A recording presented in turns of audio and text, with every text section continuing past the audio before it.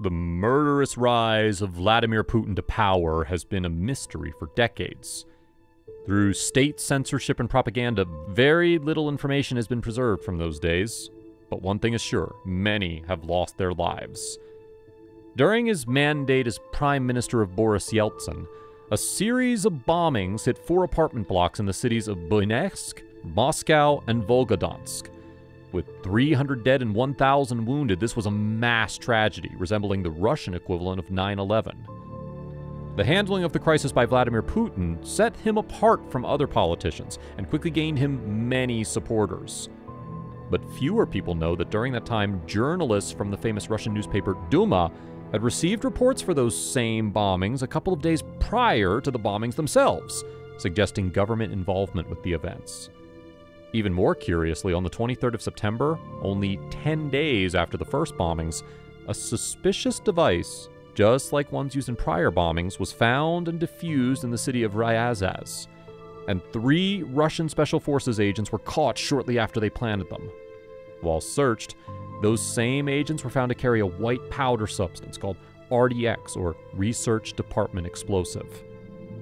In a statement by Russian Special Forces Director Nikolai Patrushev, he announced that the caught agents were performing an anti-terror drill and had been planting sugar in apartment buildings to see how quickly the police defused them.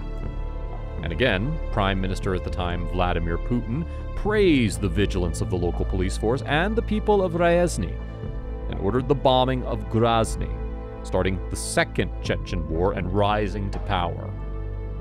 We all know Putin is wealthy, but how wealthy is the question?